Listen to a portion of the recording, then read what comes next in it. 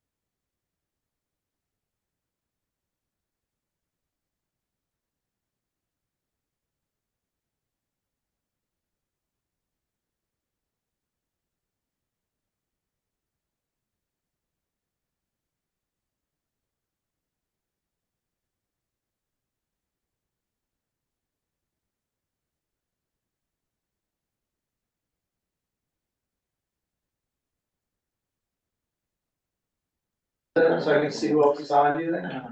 You know, like, I would not, I would wanna be clear about what my, I mean, I know what you are, call that parent, but you know what I mean, beyond. Yes, I already Right. did. I would not want the school I district to did. get in trouble. I like didn't it. do what I was supposed to do. No, Yeah, thank you, not to add to your plate, but I just, it just was sort of like. All right. Yeah. Everyone ready? There's whether we're anything else in the future. So, okay, thank you. Yeah. Sorry, Call Gary. our meeting to order at 7:05. Jim, we're on recording, everything's good? Yep. All right. First up on the agenda is agenda review. I don't know what happened to my agenda here, hold on. Next is public may address the board. There we go, agenda review. Any items, does anyone want to change the agenda? Add to the agenda? Everything's good? All right, next item up is the, anyone who'd like in the public would like to address the board. Yeah, person and to the participants online. If so. Okay. And then sorry, I just gotta flip over because actually I've got an email from the PTO report. I just got my emails quickly, which came in today.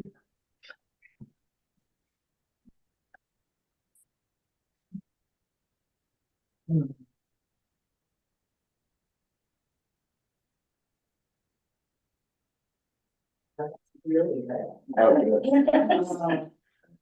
Okay, sorry. All right, so an email from Leah, who's, as we talked about last week, I think she's just quite a bit going on our board meeting nights, all the nights Tuesday. So the update from the PTO, I'll just read it to everybody. We're off and running. Our first meeting is this week, Thursday, October 3rd at 7 PM at the Fire Pit MCS. Membership drive is wrapping up and was successful. We should have final numbers on that soon. The directory will be sent off to the printer next week. Members from the MCS community can join John, Greg, and the PTO for coffee and conversation on Tuesday, the 10th of October at 8 AM in the multi. Fall grants are open and due October 11th. Any member of the MCS community can submit a grant request for an item or a program that supports MCS students. The fall grant cycle closes Friday, October 11th. We'd like to hear your great ideas. If you have any questions, you can reach out to the MarionCrossPTO@gmail.com. National Walk and Bike to School Day is Wednesday, October 9th. Information's been posted on the listserv for the community about the road closures and delays on the mornings of the 9th, and it'll be posted again soon. All riders and rockers should be in their respective starting places by 7:30. Wheels roll at 7:40. Riders grade 2 through 6 will line up in Huntley Meadow. Pre-K, kindergarten and first graders will line up on Hazen Street by the library. Walkers will assemble in the library parking lot. Any questions, please contact Molly Riordan at, and you can see it here, MarianRiordan@gmail.com. MCS Spiritware store is open and now until October 13th, so there's a lot going on between now and the middle of October for everyone who's listening. So that's open until October 13th. Choose from an array of MCS gear and show off your school spirit, or to arrive in time for the winter holidays. It's now tea towel time. All classes have been working with Caitlin Eastman to draw self-portraits in art class and then get that printed onto a tea towel. All order forms will be coming home next week and are due back by October 11th. We're also starting to collect Halloween candy for houses in town, boxes, and a place in Danwitz, nursery, Norwich Nursery School, Northfield Library, Marion Cross office. People can drop off candy or donations, sign up for candy anytime during the month of October at their convenience. And actually, why don't I send this? Send it to me. You, I will post this so that everything I just read, people can do. So Jamie will have this posted. Right now. If I can figure out how to forward, I just replied, see Gmail. Anyway, I'll send it to you in a second, Jamie. when I get No worries. Right. Okay, any questions about the PTO report? Not that we can answer them, but a lot going on. Like I said, we'll post that in a second. And like I said, there's a lot going on between now and the 15th of October. Just a question, if she has conflicts on this night, I mean, should we give her or invite her to appoint somebody else to come in her place so she feels I can just see, I think last time when she emailed me, it was a little bit uncertain whether it's gonna be every week, but I can just say that. Okay, yeah. Somebody else, Just to have that offering out there. just if anyone has questions. Jamie, that is off to your email, after the Norwich schools. Okay. All right, so business requirement discussion, move on to our next topics tonight. This is the VSBA resolutions that will be considered at the annual conference. We can discuss those. Yeah, do we need to actually talk about how we want to vote on Yeah, each one of them? I don't know. yeah, and to be clear, this year, the annual business meeting is all online. Right. It is not in person at the conference, and I want to say it's the 15th. So we get one voting delegate. I don't know. I think for starters, maybe we gotta figure out who that voting delegate is gonna be for Norwich, and then we can determine how we would want that delegate to cast their votes. Okay. Everyone wants to review those. So that's still, is that gonna be Thursday? Is it a Thursday evening? Is that what night it was? Yeah, it's the 17th. And then the At actual 6 thing p.m. is- The actual VSBA meetings, the conference is still on Friday or the day, it's still at the, right? Yeah, but a week later, so the conference is on the 25th. First evening is the 24th, and it's all day on the 25th, but the business meeting portion, is a week earlier on the 17th. Okay, which is usually held the evening of the conference. Which is typically done in person at the conference, yeah, so this year it's different, it's gonna be all on Zoom and remote. Okay. Okay. Would anyone like to be our representative at that meeting on Thursday night? Do we have anybody? I cannot.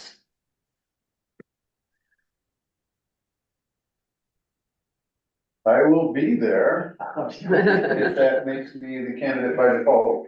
Can I nominate Neil to be our? I will try to be on that night. For some reason, I gotta look at the schedule for kids stuff.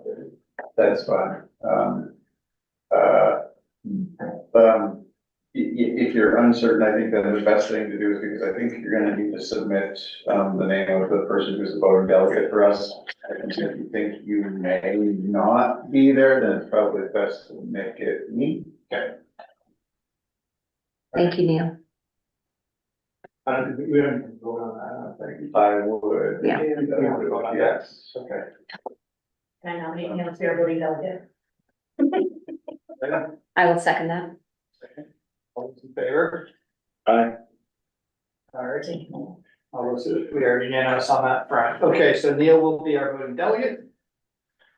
I think normally in the past, we have authorized our voting delegate to move along with the board recommendations, unless anyone has any particular issues with any items that on that. So there's only those there, and there's one that was basically take no position, which is the data collection report, so I might be the one we want to talk about. Right, so I think the difference this year is that, you'll see that our resolution, the one that came from Norwich, is again on the agenda this year. Last year, because I think of some unfortunate circumstances in the reviewing process at the VSBA level, it ended up with a recommendation of do not pass. This year, it has a recommendation of pass in the resolution, so I think the good news there is that, yes, aside from resolution number 2, if this body were so inclined, they could authorize me to cast my vote in accordance with the recommendations of the VSBA board. And then we just want to consider whether, how we would like, what our position should be for resolution number 2, which was the data collection reporting one. Okay.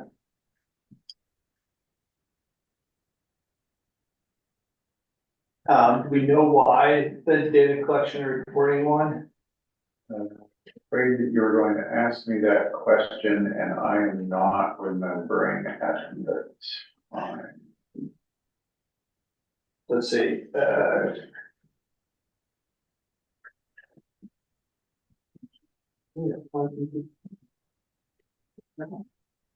Which number?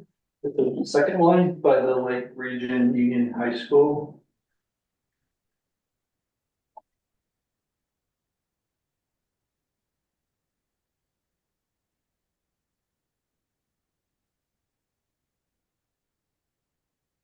But they're asking the General Assembly to continue to fund. Yeah.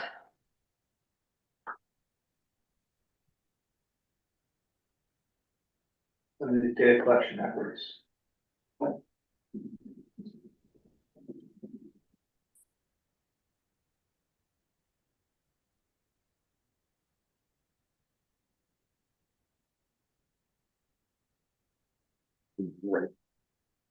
It's like a cost saving, I don't cost saving. Yeah, I honestly don't recall what why it was taking that position. You know, if you wanted to, for the purposes of tonight, I can follow up on that one if you just wanna grant me the authority to cast a vote on this one, that's. I was gonna say, is it possible just to have, do that, and then once there's discussion, then we listen to what I think you vote. Yeah, so basically just offer, Yes, on the discussion that ensues, I'm guessing there's gonna be a lot of discussion, and it's probably gonna come up, I'm sure the questions and answers are gonna be why these guys wanted this resolution, and probably someone's gonna make some case about why it was not, and then the VSB at that point, so, okay. Okay, and then the other thing that you just wanna make sure that everybody is in agreement with is the section on existing resolutions. And proposed disposition, that's on page 8. Yeah. They're all there as long as everybody's in agreement with those recommendations as well. all right, do we have any questions or discussions on this? All right, so I would say if someone can make a motion to give Neil the authority to vote consistent with the board recommendations on all of the new resolutions, as well as the continuing resolutions, as well as pass this vote and sees fit after listening to the discussion on the new resolution number 2. I don't wanna jump ahead of you, but I will note that it is listed as item number 2. Oh, that's actually on the thing, okay. Yeah. Yep. So we, There's a So we're good. item for it, we're just not quite there yet. yeah, okay, sorry, That's okay. do we need to hold that like that? Well, we're just. I Because you can pull it out, what it is, yeah, you'll see the model language there already. Okay, So if anything, you might wanna, it's already recommended that it's not part of the consent agenda, because consent agenda is just B through D, which means B is separate, so you would have voted on it separately anyway. Got it, okay. I think it's a little bit of time to craft the motion language a little bit more succinctly by the time we get there. Got it, all right, thank you, Ryan, for moving ahead of that. Yeah, I just had I'm assuming, Neil, you were around for the discussion on page 8 and beyond, 8, 9, and 10, and I guess 11. The recommendations for the existing resolutions, were there any of those that concerned you as the VSBA discussed whether to retain, repeal, amend, et cetera? No. Okay, thank you.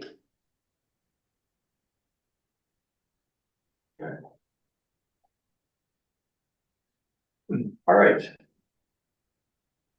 We'll move on to item B if there's another discussion on that. I don't think there's any, questions from anybody else in the public. All right, our update on our enrollment. So, if you refresh, I'm sorry, I posted, today is October 1, but I did the projections, the enrollment and projections last night because, the Norwich admin and the SAU admin met today to go over the enrollments and the projections. And so, we haven't shared it directly with the budget committee, but we figured, It's timely, so we bring it tonight. And then, we'll be ready for when we do have our next budget committee meeting. So we've done the cohort survival method. We used to pay for NASDAQ, but we don't pay for NASDAQ anymore because the projections that we used to get way back then used to be very aggressive and they didn't come in anywhere near close. So what we normally do, and we have done with this one, is we took the projected numbers and put it in the first column, and we were projecting 329. We came in actual last night, and I don't think you picked up any children today. No. Oh, good, okay. As of last night, we had 326 students. And so what we do is, in the background, there's a whole bunch of data that's moving around, and we are averaging, we're taking a 5-year average of what occurs as the cohorts move up a grade, right? If they drop students, add students, what's the historical data look like? And we look at the median and then also at the average, and then we adjust it. So as you can see, if you follow 2024, 25, right now in Kindy, we have 31, which is a little bit of a smaller class for us. Historically, from kindergarten to first grade, we've gained 4 students over the 5-year average. And then as we move up from first to second grade, right now we're trending +1. And then as we move from second to third grade, we're trending +1. So if you follow that light blue gray line down, that's what it's adjusting by, the 5-year survival method average. And so the asterisk is there because in 22, 23, we added a second class of pre-K. So the numbers will be a little bit skewed because of that until we get to the 5th year with having a full pre-K class. And then what we've done, as we had done in the past, we took a look at potential class sizes. Obviously, Sean did not do this, I did this with the numbers. So Sean knows his students and his classes and his teachers much better than I. And so as we move forward, obviously there'll be discussions with the budget committee about those numbers and what class sizes work best, you know, in what grade levels. But right now, 24, 25, those are your sections and those are your class sizes based on what's actual right now. The highlight on the Kindy is because we presently are running the Kindy with 2 teachers. And so the class levels right now are actual class levels right now for 24, 25. If you go back up to Kindy as 31. So I'm assuming they're 16 and 15, yeah. If there were 3 teachers in Kindy right now, we have 1 person out on an LOA, then we would be at 12. Okay, that's why that's highlighted. I'll make a note on that so we can repost. And then just carrying that forward, other than the flip flop that I made from grade 3 and 4 with the FTEs, just because I know in the past with conversations, yeah, well, because of the numbers. So, you know, that would be a judgment call, obviously, at the school level here with the administration and the teachers' input, I'm sure, based on the classes and the knowledge of the students. But that's what it looks like for now, and we'll take this into our next budget committee meeting. So we were close, and then as you can see, the projection for next year is pretty much right on target. We are gonna, if this holds true, right, because we'll adjust it next year as well based on actuals again. But if it were to hold true, we're gonna have a little bit of a decline projected over the 3 years, and that's purely because of that small Kindy class coming in this year.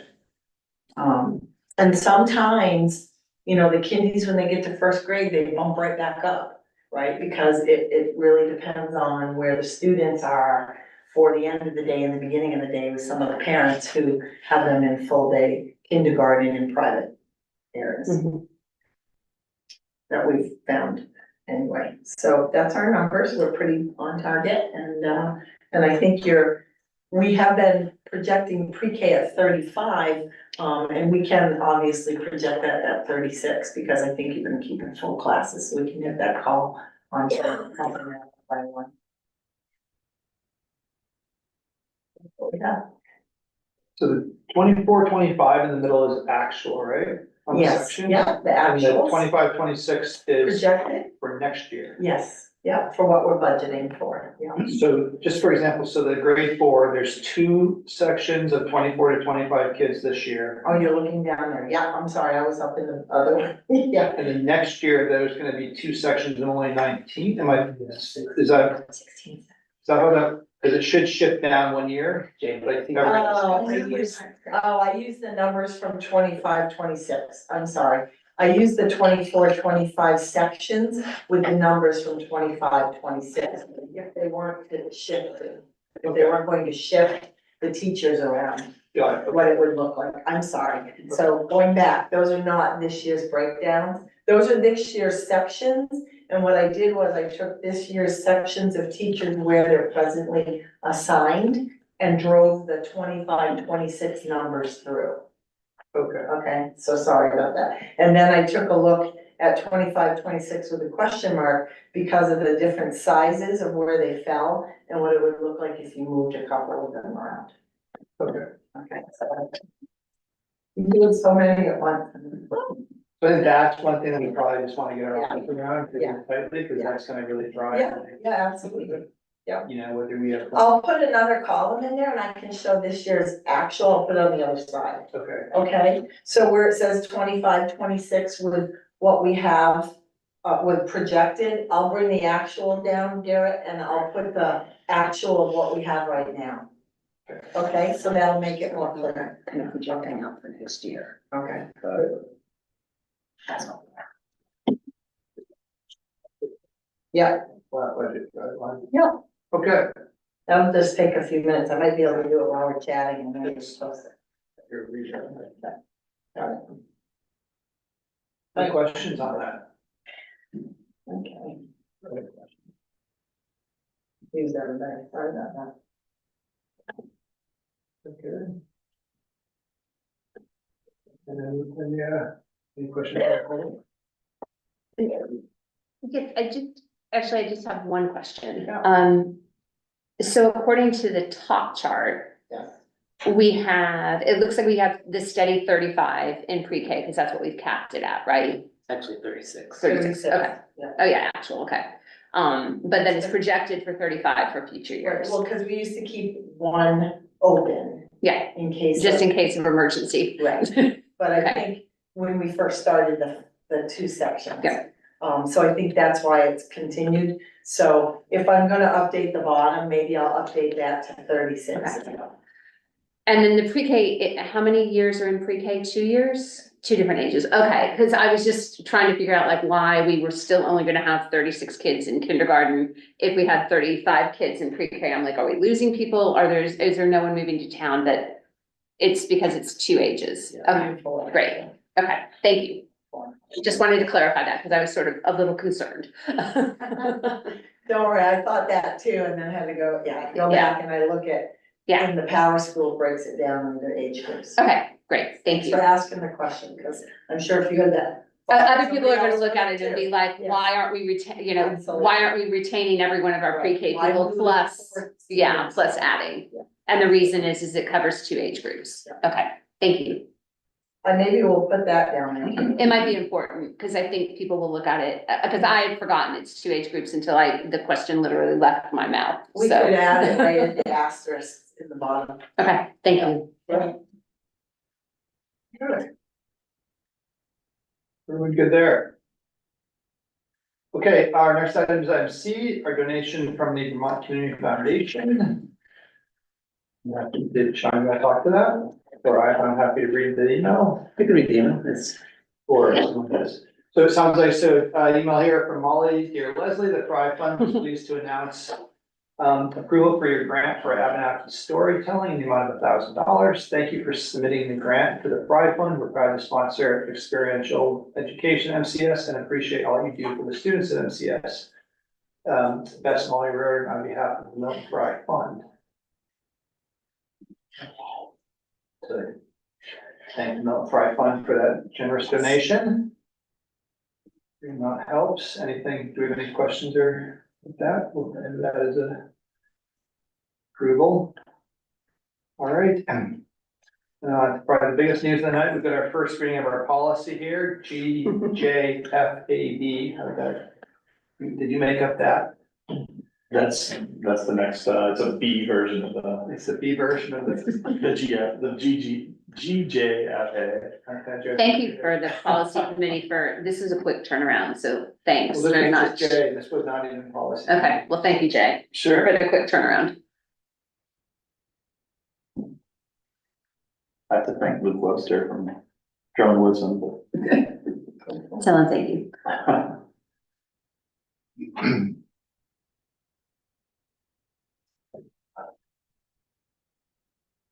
Did you want me to run through it?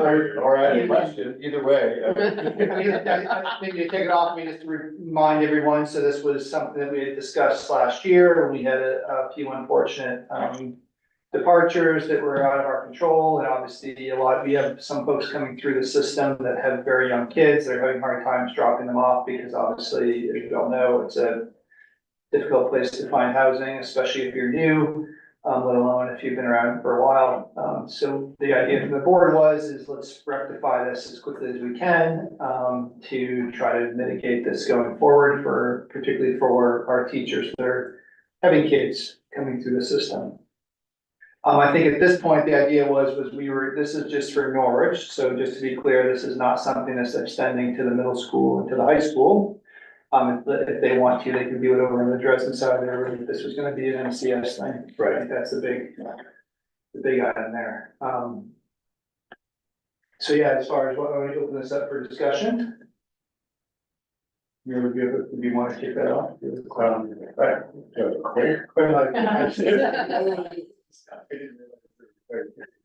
A couple of questions. One, I know, in some previous consideration of this, we weren't sure whether or not this had any tax implications for folks. Do we know the answer to that question? We know only that we do not get credit for the student that we take in. Sorry, wrong kind of tax, payroll tax, like, is this a benefit bestowed? No, it's not. Okay. No. Yeah, I looked into that and got the IRS ruling on that. Okay. Tuition in situations like this is not considered a taxable benefit. Okay.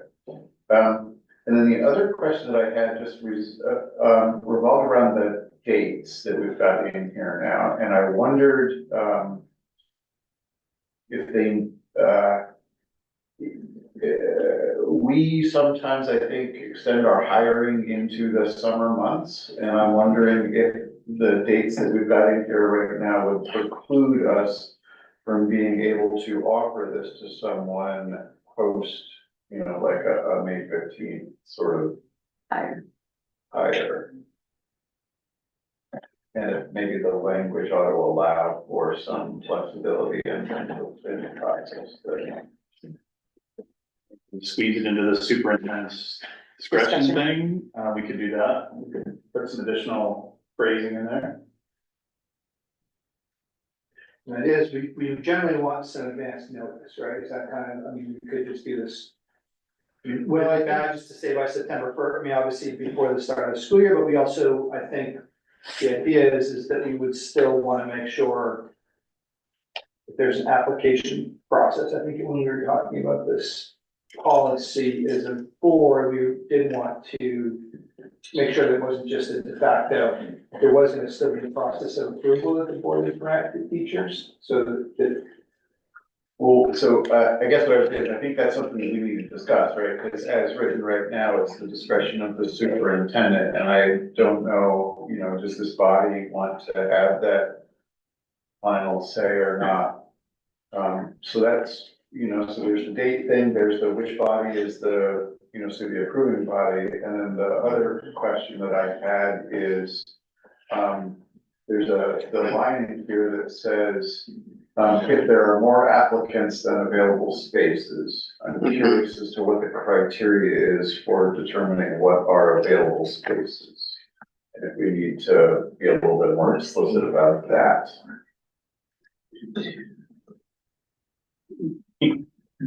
Gary? Yeah, Jay. I would defer to Sean. I mean, I would think that we would have that conversation. We'd be looking at what enrollment looked like. I think we would put something in place like we have for the pre-K with some steps of looking at our maximum class size, looking at how many spaces are available in a grade level, and then prioritizing that way. Yeah, sorry, I know you had other hands up.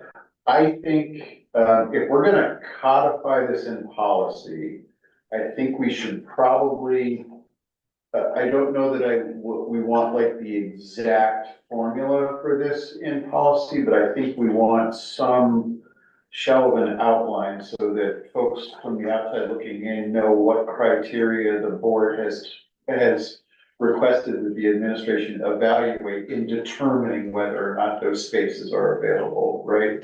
It's a bit of a transparency thing here for us.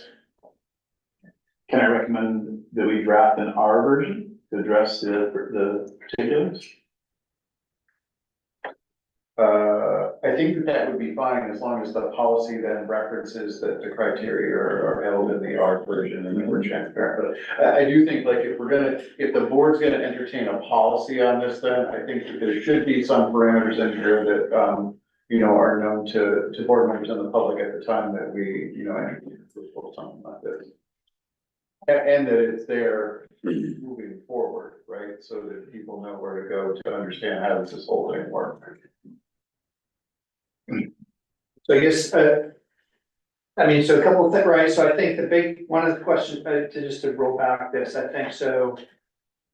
As far as, and I don't mind necessarily giving Jay the ability to do this, but I guess the question is, Jay, is it better if you make the recommendation and the board approves these, and then we basically have a clause either in here or as an R that says that, the decision piece, the biggest thing I can think of for the decision is if all of a sudden this one person happens to put us over into having a class size, it's just, it all of a sudden goes above our limit, right? And then all of a sudden we do have, that's a bad situation, I guess, that we hopefully are just lucky, hopefully, like, we'll keep our fingers crossed that never happens, but that would be the thing where I think to your point, if all of a sudden we just say, we're guaranteeing this right, and all of a sudden it means that now we are at 20, I gotta look at the policy, but we're above our policy now. And we rewrote the policy last year to give us a little more flexibility on class sizes. But to the extent we all of a sudden now are outside of our maximum and we have to hire a new teacher for one more student, that starts to trigger me. So hearing that and hearing Neil's concern, what if we fine tune the details, whether it's in an R or embodied in the policy, so that the guidance is really clear for me in making the determination.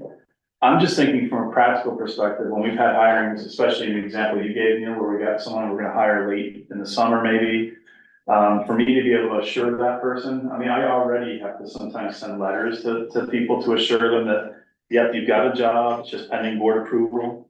If I could give them reasonable assurance that, yeah, it's gonna happen because we've met all these check boxes, maybe something like that could be a compromise. I think I want you to go to the others. Sure. Or go, I'm saying, I don't know who you're calling. we We both had our hand up, but yeah, go ahead. Lucy, you have to go to the heart. Well, I had it up earlier and I got tired. I'll give Michael the floor just because. Sure, just briefly, I think we're giving our administration a tool in its toolkit to use for recruitment and retention. I want them to exercise when to use that tool.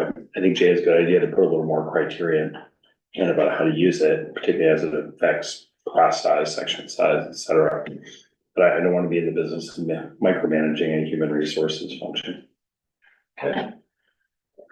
And then my only point was Neil's very first point about, it says non-resident employees must apply for admission of non-resident students to the superintendent by May 15th. And then if there's a summer hire, obviously they didn't apply by May 15th. If there just needed to be language in there such as, or within 2 days of the offer, or, like something along those lines so that you would know that that was something or that they were asking for. It just a simple phrase like that feels like it would capture the summer hires.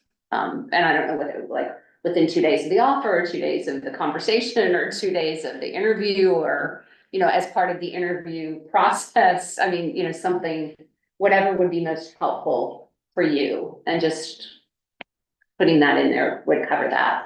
And then I just, I was confused about the line in here about, at the end, this policy does not apply to homeless students, foster children, or best interest assignments, which are outlined in other applicable district policies, which I get homeless students and best interest assignments. But I was confused about the foster children aspect of it. Are we saying that if a person was coming in who had foster children, that the foster children would not qualify as non-residents here? That would bother me if that were the case. So.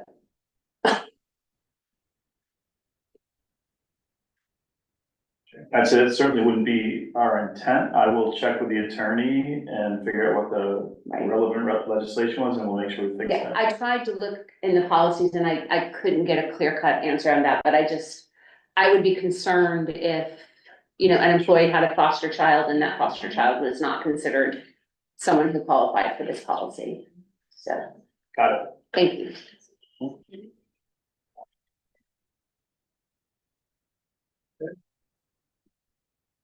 I have an easy question, and apparently I'm just not reading this with my full brain tonight, but in the part where it says the board acknowledges the local education agency where the non-resident student resides shall retain responsibility for the provision of special education, blah, blah, blah.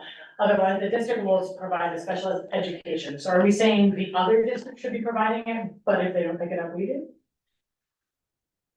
That's how I read it. Yeah, and we do that right now with our tuition agreements. If we've already got services available that aren't gonna require us to hire additional special education staff member, we provide that. So if there's a small group instruction and the person's not going to require something extra, we do provide that. So I can look for some more clarity around that language to make sure that's. Agree, so maybe that's understood that that's what that means, but I Yeah, just didn't really understand. yeah, no, I'll make sure that that's clarified too.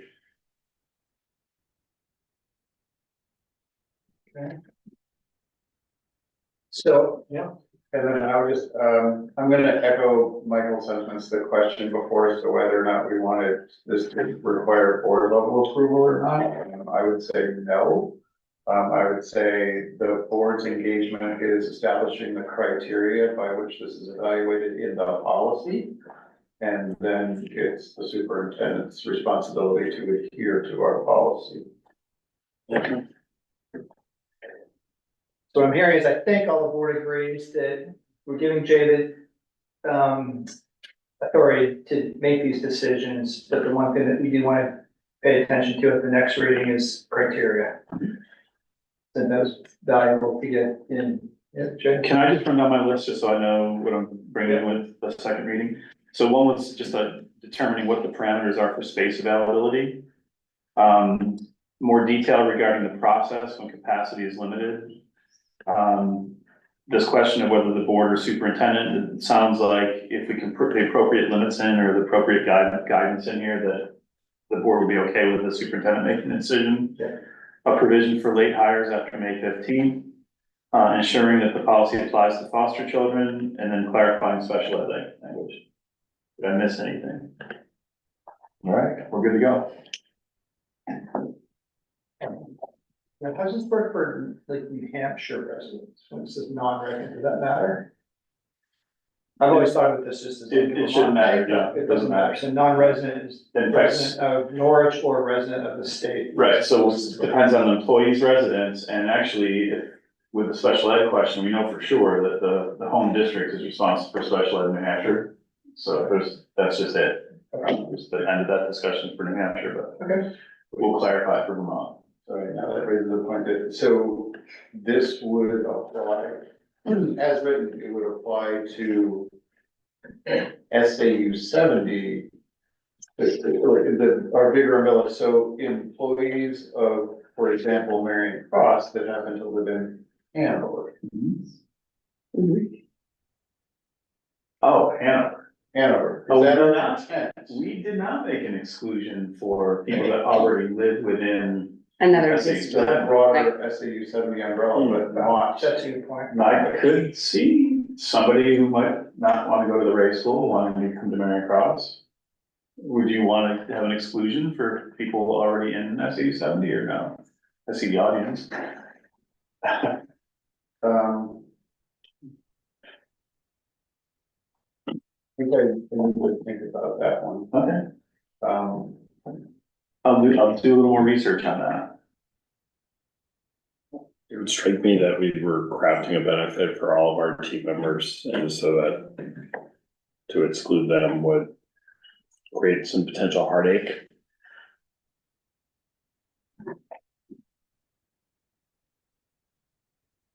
Cause it just might be easier to have one drop off here.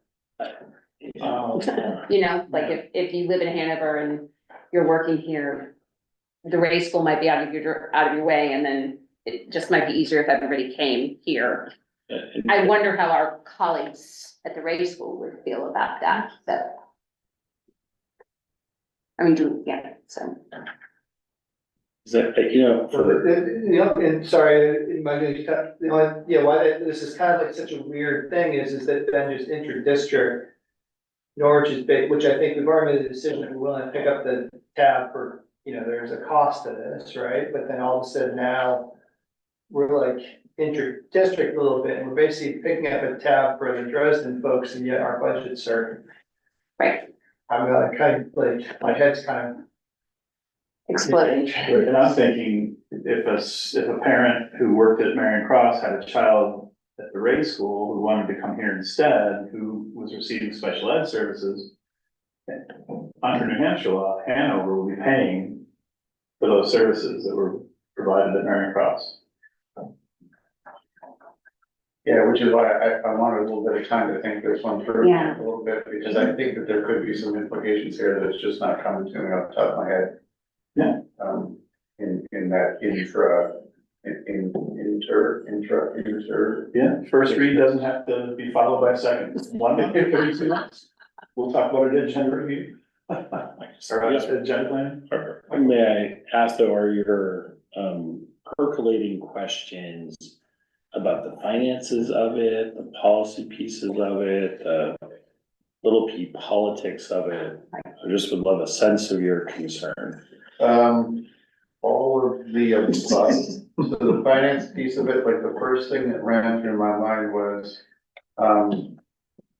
you know, the Ray School is receiving the revenue for this student, but not educating them.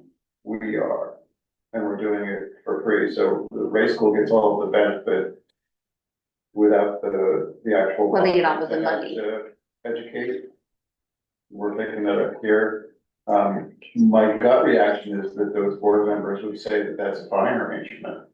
But I don't know if there's things that are just not coming to mind right now that might make that a little bit more complicated than.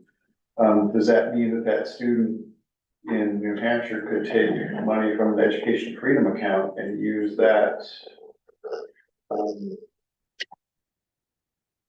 Yeah, sorry, that probably doesn't apply, but there's lots of things that I think I just need like a week to just mull this over and make sure that nothing percolates to the top of my head. It's like, oh, whoa, we didn't think of this. That's what I mean, the micromanager mulling, but, I just want to make sure I understand the policy correctly, Jay. What Neil said about, hey, that district keeps the money and we educate the student, that's true regardless of where they come from. Right. And I would say that Lisa, you know, there's the financial benefit, but there's also the benefit we're doing it for, as a benefit for, or, you know, as an additional way to try to recruit and retain staff, which has its own indirect monetary benefit here. Yeah. But Yeah, appreciate them all. Sorry, I agree with that, and that's kind of where I landed, but then something Neil said just sort of tickled. We're already having interesting, that will be the word that I will use, discussions with our colleagues from across the river about the high costs associated with educating kids here that complicate things for Dresden and the SAU budgets. And I would not want this to be, I don't know how this would affect that. I don't understand the finances enough, and I will admit that, to understand how this would affect those conversations, which are already tricky, that's the word that I will use. In terms of everyone being concerned about what's happening in Vermont, driving up the cost of what's happening in Hanover without them living in Vermont. So I just don't want to add anything that causes more trickiness or more tension. We can think about, I think on the. Right, then, as it goes, I mean, whether someone's coming and doing this from Hanover or Mascoma or Lebanon or Woodstock or Sharon or Thetford. Right. It's all the same, I think that there's, which is then, but. Yeah, I guess it maybe just.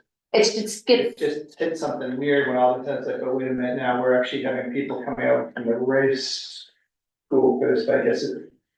Anyways, Yeah, I mean, there's a certain level where it's all the same, right? But I think that, it's gonna, that's why I think that we need the criteria in there to be able to substantiate, like, how we're gonna determine what does space available mean, right? Because if we take on these kids, that causes us to have to incur increased cost, that raises our per pupil spending.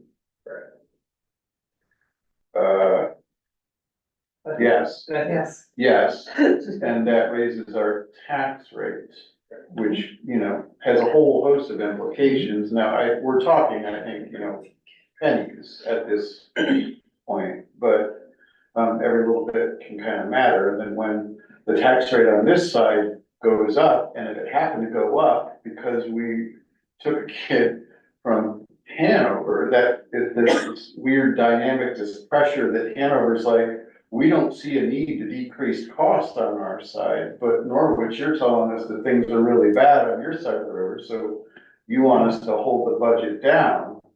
Like, we would have been better off if that kid had just stayed in Hanover, right? and I guess maybe that goes to the criteria. The other thing that's kind of weird about Hanover is it's not that. I was thinking about more of this as someone coming from quite a distance where, you know, I think the Woodstock one was, I mean, that's a 40-minute drive, right? To get from Woodstock to here is the example, but like. I mean, I dropped my daughter off at the middle school and she misses the bus and it's not like, it's 10-minute drive. Yeah, I think we could go down rabbit holes thinking Yes. about like mileage limitations and stuff like that. I think the number of staff off the top of your head that have kids at the race school right now who are teaching I here, think that's 0. 0 right now. Yeah, Okay. I'm saying there's none. So, yeah, I think what I put down here is to review the ins and outs of the financial implications. I'll play through a whole bunch of what ifs in preparation for the second read. And if any of you, I'll put out an email with the BCC line, just soliciting any questions anyone has, don't want me to entertain as I do the follow-up on this, if that's okay. If I do a BCC, am I all right, open meeting wise? If you're just sharing and then the input comes back to you in the form of this meeting or, yeah, and you're fine. Sorry, I just, to be clear, like the only, I think having the criteria in there tries to solve the issue of what does it mean to have space available? And I wasn't necessarily thinking that we needed to look at like some sort of mileage radius around here. For me, it was purely, this is another school system that is in our bigger financial umbrella. Yeah. Versus all of the other school systems which are outside of our system. That was the dividing line for me in the consideration. I just want to say thank you, because I appreciate that you're taking the time to draft this policy and put it together and think about it. Because I do see it as a retention and recruitment tool that we can use, that in hiring teachers and getting harder to keep and hire teachers, this is something that will allow us some stability. Thank you. Yeah, thank you, Jay. It is important to get this right. So I think even if it takes us a couple more meetings, like this isn't something that we just need this in place for the next hiring season. Because getting this right from the start is important rather than launching into it and then having a bunch of issues later on. Okay. Any other discussion on that item? A lot of thoughts, but I'll wait till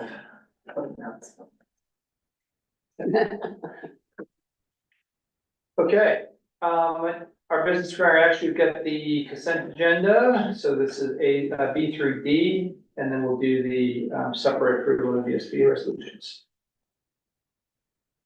Okay, we have a motion? Yeah, Move to approve items B through D by consent with special acknowledgement to the Milk Pride Foundation for their generous donation. I'll second. second, all those in favor? That's unanimous. Right, and then our approval of the VSBA, which is authorizing Neil as well as the comment about the one. Move to authorize Neil Rodell to pass the Norwich Board vote on resolutions at the annual VSBA business meeting in accordance with the VSBA recommended positions. And to further authorize Neil to cast a vote on any other resolutions or issues that may come before the general assembly. Perfect. I'll second. All those in favor? That's unanimous. All right. Thank you. Report of the chair. So again, just as a reminder, better say, so we've got the 15th is the VSBA meeting. 17th. 17th of October, before our next meeting, and then we've got the annual offsite at Fairleigh on the 20th, it's Friday, the 25th. Okay.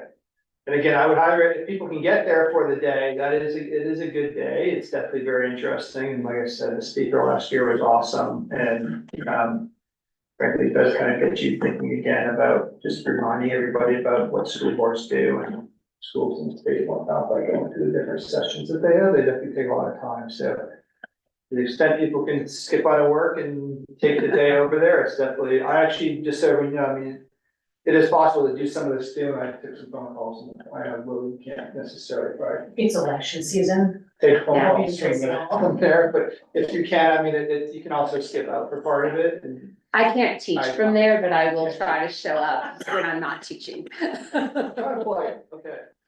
And again, thank you, Jay, for this, policy here, I think that's really all that I have, report. Well, we can skip past enrollment because we. And I've updated it and reposted it. Thanks. I can read through this, just the highlights. I spent the day yesterday with Robin and Karen Wright at the annual Governor's Safety Conference, which is a great conference and left me thinking a lot about school safety and much more than before, but also feeling good about what we have in place in the school. In particular, the connection with the fire and police departments here who are super responsive and a gift to us to be able to have that connection. But there are a lot of things that our safety committee is going to work on just as a part of attending that. I mentioned our school-wide expectations. It's kind of exciting. This is the first year that we've had a student summit to decide what our expectations are in common areas around the school, which was fun. Greg and I, with Alicia Keel, met with kids representative of all the grades who brought their ideas about how we should behave in the cafeteria, in the bathroom, in the hallway, in the multi, and came up with kid-friendly expectations, which have been really great to use. Quick note that intervention groups have started or are getting ready to start. Our first school celebration is coming right up. And then at the bottom, there's some data about staff children at MCS. So I told you I would put together a survey, and we had 48 staff members who took the survey, which is a pretty great number of participants. And I'm not going to speak to all of it, but you can read through it. I thought it was just interesting, the distribution. So when we think about whether kids are going to push us to another grade level, it looks like they're pretty distributed of 1 to 2 students in a grade level in any given year. I did ask the question about how if staff are okay with this being a benefit for some and not others. And of 96% said they're fine with it. And the other 4%, which was 2 people, said that they weren't, which I think speaks to the support. And then the last question was just whether this would be something that would encourage people to stay at MCS. And 57% said yes. 1% said no, and the rest said that it doesn't have an impact because they don't have children that would be impacted. How many staff are there in total? Like, what was the total? You're gonna ask What me that percentage is question. that? So did you do everybody? Everybody. 60, it ranges depending on how many hires, between 58 and 60, Yes. 61. Good return. To the return. So if we were to implement this, looks like we could have like 10 people taking 10 kids, 10 kids. 11 kids. So that is what I have for you. Happy to take any questions. Nice comments.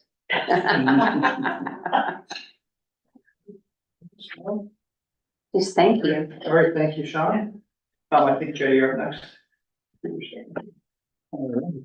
Yeah, I submitted my report in writing. I think the most fun thing I'm prepared to report as I'm monitoring it real time is that, as a result of a parent inquiry to this board, we've been on this long journey of reevaluating how we manage our school calendar. And Lisa has worked with me on that committee, and we have gotten to the point where we're ready to get data from other folks. So we sent out a survey Friday, and I think eclipsing every other survey I've been a part of here, we're up to 606 responses. And I have another 200 responses that have replied before I made the revision that fixed the survey. I have over 800 responses. Wow. So, and it's open till Friday, so while just in the time we've been sitting here, I got 6 more, so people are definitely weighing in. So I'll be eager to share that data when I have it all. I'll be eager to see it. Yeah, we won't be able to say, I mean, no one will be able to say we didn't get a lot of opinion on this. That's all I have tonight. I do want to thank everyone for their kindness and understanding. I had a family situation last week that required me to be out of the district, and everyone was extremely gracious, and I really appreciate that. All right. Thank you, Jay. Let's see Robin online. Robin, would you like to? I've submitted my report and I'm happy to answer any questions you might have.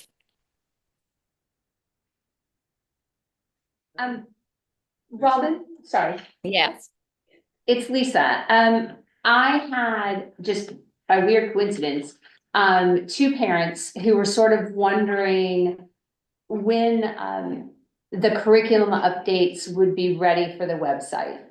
And I told them that I could not remember, that I knew that they were in process and that one was up and was sort of in a beta testing form. But I just wondered if you could kind of go over the timeline of when you thought parents Sure. would be able to click on something and see what was happening in the math, Right. curriculum, for instance. We're adding as we go along. So most recently I added the Spanish 1, Spanish 2, and Spanish 2 honors. So what is happening is Ryan is putting them into the template, and then I'm going through and editing, sending them Okay. back to people to make sure everything's accurate. And then once that's done, I submit it to Karen and she puts it online. So right now I'm going through the social studies document for the high school, and that is about 60 pages. So I'm almost finished editing that, and I'll send it back to the high school. They'll take a look at it, and hopefully that will be up soon, and that will be almost all of the social studies classes. Okay. So going through things as I can, but now the beginning of the year, it's going a little bit more slowly because there's just a lot less time, but. And I pointed her to the math because I knew that that had been updated, but Yes, like, for both these parents, we were out and about and I did not have the internet with me and I could Right. not look up what everything else was. So I just, I apologize for that. But I reassured everyone that it was in progress and happening. So yes. thank you. You're welcome. All right. Well, thank you, Adam. Anyone else? That wants to inquire? Okay, Jamie. Yeah, what's going on? Jamie's just looking at her sticky note with all her notes on it. Okay. Digital age, that's your, I was able to spend 34 minutes with Tony at the end of today at 4:40. actually, I saw you pulling out of the high school, I wrote that Okay. one down, you said things are going great. Yeah, so we've been like, okay, but I said, "Phew." So, we've been so busy over here at Norwich at Marion Cross School with all of the projects that we got to sit with our cohorts in Hanover for 2 hours today to discuss all their projects that need to get done. So anyway, the playground, the equipment, the last piece of equipment is the WeGo swing, and they're gonna be finishing that, probably tomorrow, and, all the equipment will be, and the playground will all be done on Thursday. The port in place folks are due in on Friday, to start prepping for pouring the paths. Once the port in place people are done, I'm assuming, and I don't know this, I have to follow up with Ryan, from, Tomanello from the, Burke folks who are handling this. They were initially gonna work through a weekend, the port, so they didn't have to stop and start again. I don't know that they'll be here this weekend, but I'll find out, okay, and let you know if they are. If not, they'll pick it back up on Monday and then pour through, and then it has to cure. Cure time will depend a little bit on weather, so, keep your fingers crossed that we're in nice weather, which this is fine to pour in. And then we're looking at probably the week of October 14th. This is our plan, is for finished grading and seeding and hard pack of the walkways that go to some of the pieces of equipment, because they have to have chips then put around them. Which is like the climbing unit up above and the rocket tunnels, which are up above to the right of the music equipment. It's very exciting. I drove by today. I have not been on site because I'm just a nervous Nelly when people are putting stuff together. I didn't wanna be in the middle of it questioning everybody and what they were doing. In the lower area down here, it looks like the grass is coming in really great where they did, all of the septic work. So hopefully those barriers will be pulled up pretty shortly. We also have a couple of, age appropriate pieces that will be going in there probably by the third week of October. They're called spinners, that will be going in there. We also, with the boiler project here inside the building, they've been working through a couple of questions. There's been some inspectors in. I think they had to make one small change, and they should be completing that project within the next 2 weeks, which is great. It's stayed right on task and on target. Once that's all done and we pull up the barriers, then we'll come back and finish the, around the bollards and, the fencing, around the units, the BioClear units that are on the other side. So I know it's kind of still looks a little bit wonky with all the snow fence up and colors and all those things going on. But we've made an immense amount of progress in a short period of time. Sorry to everybody for the delays on the playground. But I think it's gonna be a really cool, area for the kids, for all the kids and all the age groups, and even the parents. So that'll be great. We'll do the walkway across the sand, playground area will be the next phase with the, I'm gonna sell the little walkway pieces. And then also probably doing something more permanent in the seating area up above where it used to be rocks. But we had to take the rocks out because we had to bring the grade up in order to meet ADA compliance. And so we're probably gonna be looking at putting in some nicer landscaped areas. For now, we're gonna use some some of the larger logs that we had taken out for seating around that temporary little, it's like a fire pit area, right? And then there's a really cool swing to the right of that little seating area. That was an addition that we were able to make. And it's an ADA compatible swing, it's very cool. In fact, the owner of, the company who's been working with us, it's one of their designs, they worked with the engineers because they have a child who is, wheelchair, and it was designed so that they could participate with the swing, it's very cool. For all ages and abilities. So that's very exciting, I can't wait till it's done. Like, that's all will go down. We've also, Teresa's here with me tonight, she's our finance director at the moment, but she's also my fellow BA. And we have been doing, Teresa mostly, not Jamie, but the audits last week for all the districts. Well, not all of them, Dresden, they'll be coming back and doing in October. Teresa's been running point on Norwich. You wanna talk to them about it? Cause I wasn't here last Thursday and Friday. Just about where you're at on it. Basically, so they've gone through and, requested the different documentation and everything else and done follow throughs where they follow a particular charge or expenditures, things like that, all the way from start to the end to see everything included and everything else. But they've done all three, SAU, Norwich, and Hanover, those three districts. For the most part, when they left on Thursday, they said they were about 70–80% done with those audits of the general and the grants and stuff, but they gotta come back and, or even behind the scenes, they can do like the government-wide part of it, and then any of our fixed assets and things that are really just above that point. So that's kind of where they're at with those. And then we just kind of started this year, last year seemed a little rocky, so we had a different plan, is to hammer out these smaller, districts in that respect, and then get them out of the way and then really go into Dresden, and seems to be working so far. Well, it was a little rocky last year, because you had to walk A lot of into things. a whole fiscal year that, you didn't have to manage, and we tried to. But it went well last year, even though it was rocky. So, yeah, so it was a different process that they put into place that they talked through, and I think Yeah, I think it went great. Yeah. feel good about it this year anyhow. Yeah.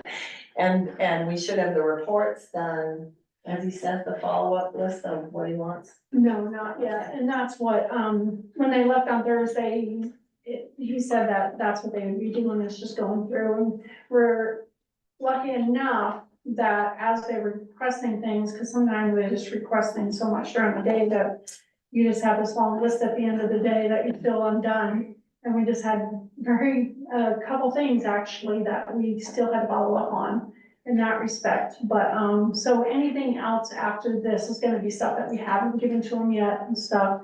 And again, more follow-up on the rest, but, we see that in list or anything just yet. Yeah. So we'll follow up with them and see, it's just cleanup stuff, I'm sure, because they were fast and furious and everything. Yeah, Just about efficient. everything, yeah, they were very efficient this year, so that was good. They brought 4 folks and yeah, so when they get here for Dresden, we'll be good. We've, not that it matters at the Norwich meeting, but we've already closed up Dresden and filed it, so it should be ready to go. So we should have that information hopefully before the Christmas break. We're hoping to have the audits back to you and filed and done, which will be great. Because then it will open us up to work through the budgeting process together. And what else are we gonna do in finance? Nothing about audits, right? Yeah. More about audits, Yeah. and just closing out and ordering again. Right, yeah, quarterlies and closing out. So finance has been busy. Food service has been crazy great. I'm gonna like, if you wanna give a quick overview, I've heard everybody's super excited and that recycling is down because quality of food is better. Compost, yes, our compost is down. Probably my chickens won't be happy tonight. Oh. I bring it home on the days that I drive, just save our compost bucket. Food quality is better this year. Of course, we do that being cooked on site. Yeah. The flow through the line to get in is better. There's more time for kids to make choices, which is resulting in less waste on the other end. They do sit in the capture you for a little longer than any little kid would like, but we're working on how to go about that. I think the kids would say they miss the setup where they ate lunch and went out and had a little extra recess. I think the adults would say they like that setup because it allows them to have lunchtime. So it's a little bit of a trade-off. And our cook is really great. Alicia, She yeah. listens to the kids, she takes their recommendations. The salad bar has been a good addition. And the last thing I'll say is kids in Norwich love pickles. Last week she went through 10 gallons of Oh pickles. my. in the salad bar. Wow. So I did get that report back and that with the folks at, Fresh Picks. And we're gonna have a follow-up meeting with Sean and then meet with parents and the teachers and everybody here on site to work through some changes, potential requests in the menuing. Alicia's been great. She's very excited. She's happy to be here and doing her own thing. And, we got all the ordering kind of figured out finally. And so I think it's going well. I will add one more thing. It's nice having a consistent person who knows the kids, because she's made a vegetarian option every day. And now she knows which kids, so when they come through the line, it has that nice connection and they feel good knowing that there's something there for them that has allowed them to eat lunch almost every day. It's nice. Yeah, the numbers are up. Yeah, it sounds great. Yeah, Can I just give one comment on that? sure. Miriam came home with a headache today before lunchtime, wasn't feeling well, and what she communicated to me was it was soft taco day and she was devastated. Oh, no. It's going well, my Well, baby that- daughter liking it. Well, that's too bad that we couldn't make it to go for her. I know. I know. Maybe we're about to get some to-go containers. Sean, I would say that pickle news is a big deal. So- There you go. And we've, I think most of the equipment we ordered has come in, so we got equipment grants and all, and it's working well, and I'm very excited for that. I'll be over to do my monitoring for the state here shortly. Busing, I think I was surprised it went as well as it did this year. I wanna send out a kudos to Catherine in our office, who is my backup, and she's really run point on it. Catherine Kugelman, the SAU, she's done a great job in helping the parents figure out stuff, working with the bus company, keeping the routes updated, really just taking it and run with it, and it's been fantastic. I think that's it, right? In custodial, we're still looking to hire, everything's posted. There's one person who's outsourced here, helping out, keeping things on target. Did I forget anything? Oh, I did, I'm sorry. We put in, how could I forget the last project? We put in a permit to the town of Norwich to build a composting shed, with the grants that are available. And so we should be having a DRB review, I think it's DRB, for early November. So they're setting that up now. They've got all the documents I think that they need. And so once they give approval, we'll get that rolling. And we've made room for it. Yeah, where we all talked about, so it should be good. Yeah, I think that's it. All right, thank you. Any comments or questions? All right, next item is our reports of our committees. Maybe we spend a few minutes here. I think the policy committee at the Dresden level, I'll just tell you, we've been meeting pretty feverishly lately. It doesn't really impact Norwich per se, but I will, I've been with all the Title IX changes, you guys have to see level. Just yesterday, determined where we've been working on, like the roles and responsibilities policies, which I think we all realized at the last offsite, we had some requests for clarifying those. I think even our last meeting, now we know why they were a little bit confusing, is because they're in a bunch of different policies as far as, so I think there's definitely work being done on that front.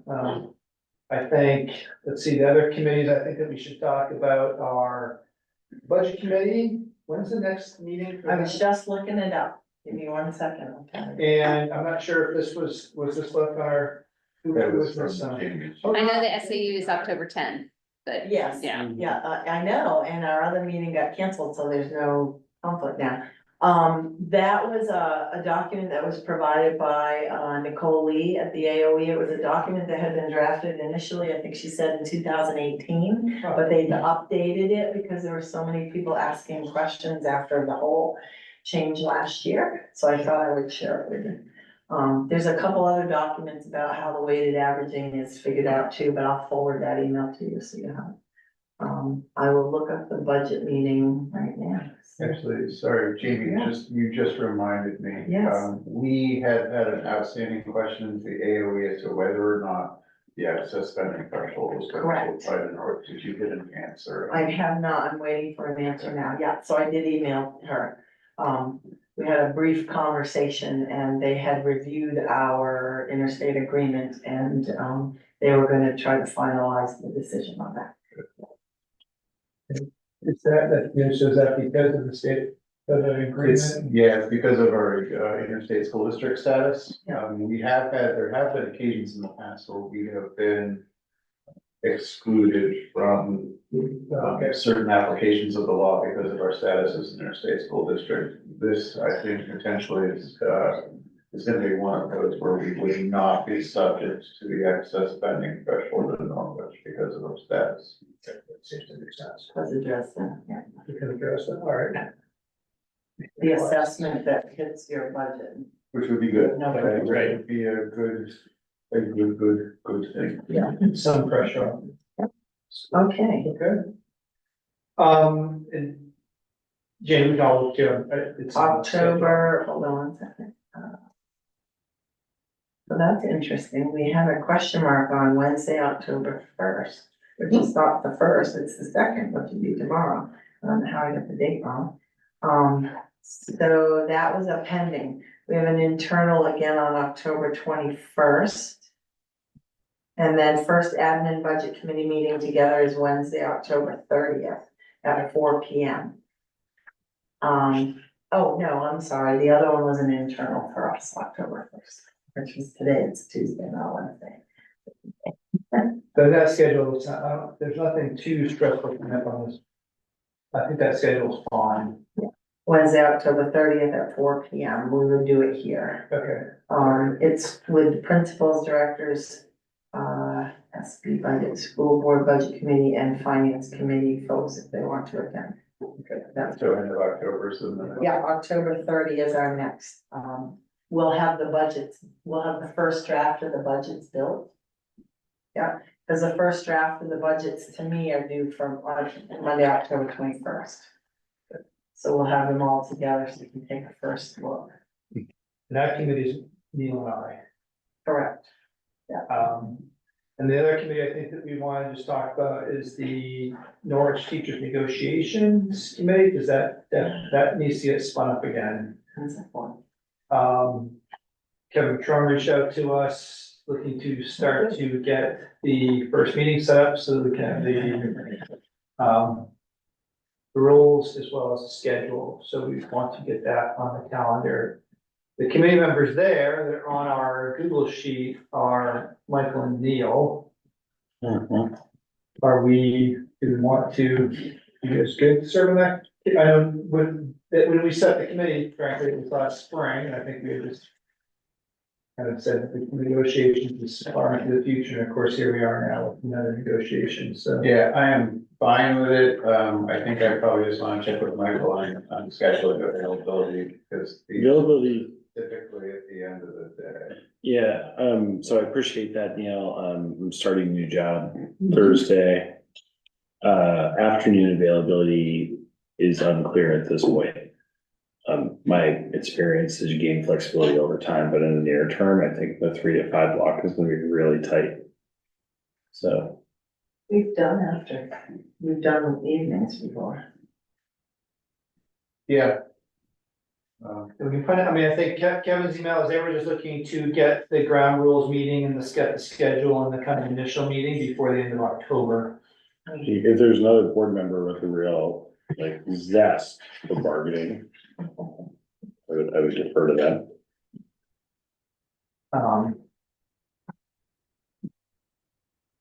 I can probably help out with that. I was gonna say, I haven't done it since the Hanover support staff, which was 2 years ago, so. I mean, my availability is only after 3:30, so I have kind of the opposite problem of Michael, but Which is okay. yeah, so. I'm willing to participate, but it would have to be pretty flexible in the short term. Okay, so what's your others, are your other committees? You feel like you get time to do this?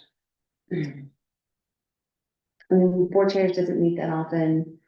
I'm a non-voting of the SAU budget, but I go, and then the calendar committee theoretically, well, I have a feeling the calendar committee will be active for a while longer, but other than that, I think I'm okay, so. Yeah. I don't think I have a committee for Norwich right now, so. It's probably worthwhile to put me on a committee, yeah. I'll probably attend them just as a, just I think. Step with it. Yeah, what I would recommend is having two board members that are able to consistently make the meetings, and I wouldn't, I don't know that there's a whole lot of benefit, and there may actually be a detriment to have some people show up some days and not Okay, others. so we need two people committed. Yeah. Okay. All right. Do we have to have support staff too? At some point this year as well? Yes. Okay, So support staff is another negotiation, Yes, I'm for, yes. yeah, and you're on that with Lily. No, support staff is Lily. Done and Neil. support staff, yeah. Yeah. support staff is Yes, Lily, that's also- yeah. And I think it's Lily and Neil, yeah. Lisa and I could totally talk about it. Yeah, I probably can't do both, cause I am in a brand new job, but I can definitely do one of the negotiations. So put me wherever, and I think I'm on the Dresden support staff, maybe, I can't remember. So I feel like I'm on the Dresden, yeah, so, Give this a little, Yeah. little wisdom, and what, you want to just I know, I'm have, just- you're on I'm Dresden, on it sounds like maybe I join you on, You're not on teacher, and maybe Lily and Lisa do support staff.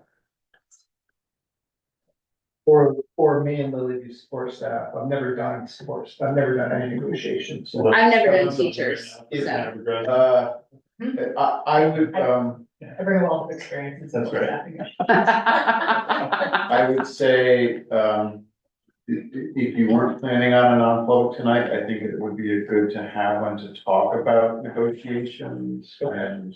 There we go. Parameters for bargaining, and, yeah. why don't we do that then? Okay, We're planning on having a non-public. At this point, I don't think there was anything in non-public, right? No. I didn't see anything. But yeah, maybe we do that and then we can. Yeah, that way we can move this along, because obviously our next meeting is not till November and we want to have this meeting in October. By the end of October. Well, we need to get going on negotiations. Keep you going. Okay, so why don't we have a non-public on that? Okay. Any other committee reports? No, okay. All right, so with that said, why don't we enter into a non-public, I think. That concludes our meeting for everyone else, we're not gonna be voting on anything coming out of non-public, this is just to discuss the timeline for that. And we'll come back and just have a quick agendas for next meeting and then adjourn, so.